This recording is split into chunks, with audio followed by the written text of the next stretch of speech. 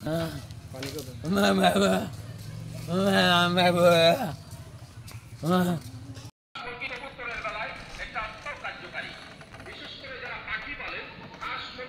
মাথা হাত দিয়ে বসে আছেন কেন, কি হয়েছে?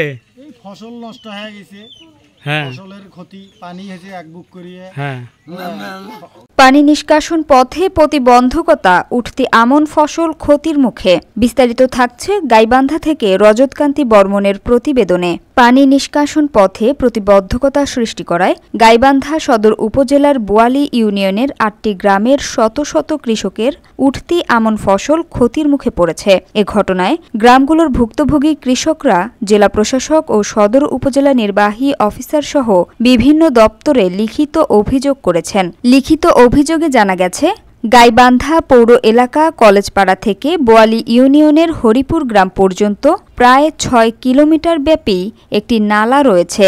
এই নালা দিয়ে রাধাকৃষ্ণপুর, হরিপুর, পশ্চিম বাটিকামারি, ভাটপাড়া, গোপালপুর, ৩ গাছের তল, তরফকাল ও ভেলাকোপা গ্রামের শত শত বিঘা জমির পানি নিষ্কাশন হয়ে থাকে।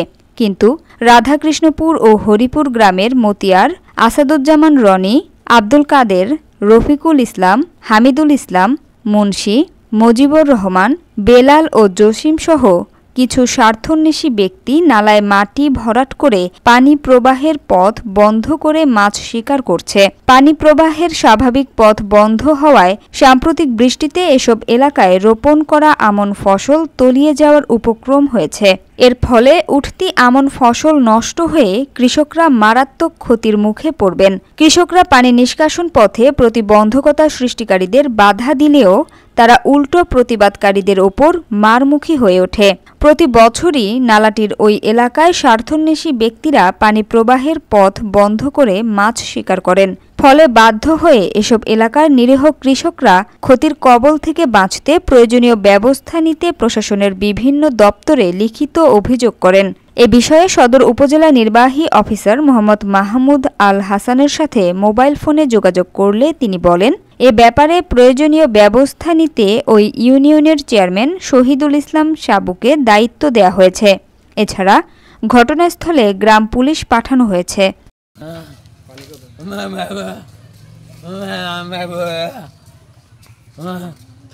কি ধান নষ্ট হয়ে যায়? মানুষ কথা শোনে না।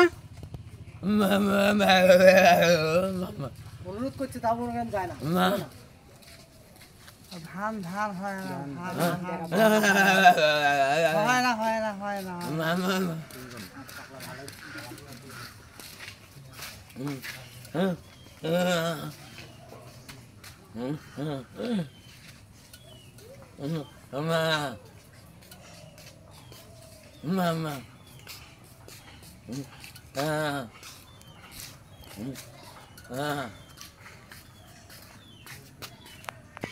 চাচা মাথা হাত দিয়ে বসে আছেন কেন, কি হয়েছে?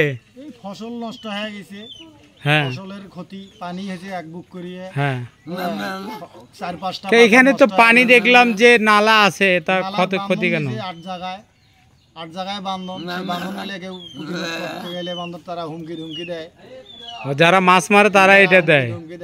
আপনারা কি প্রতিকার চান? প্রতিজ্ঞা মানে নালার বাঁধ যাতে না থাকে, যাতে না। প্রতি বছরে এরকম করে? এইরকম মনে করেন যে ৭-৮ বার করিয়ে আমরা যাই প্রতি বছর। আচ্ছা, আমি অনেকগুলো জমি দেখলাম তলায় গেছে, খেয়ে গেছে। ওই পানি বাদ দেওয়ার কারণেই তো এগুলো ঘটনাগুলো হয়। ওই জন্য মাথায় হাত দিয়ে আছেন? ওই জন্য মাথায় হাত। কৃষকের তো আমাদের মাথায় হাত ছাড়া আর কি উপায় আছে? একটু আমি জানতে চাচ্ছি, এখানে একটা ক্যানেল আছে, যে ক্যানেল দিয়ে পানি নিষ্কাশন হয় বৃষ্টির পানি হলে। এখানে কিছু বাঁশ দেখতে পাচ্ছি, যে বাঁশগুলো মূলত মাছের উদ্দেশ্যে সম্ভবত রাত করে কোনো কিছু দিয়ে বাঁধন দেওয়া হয়।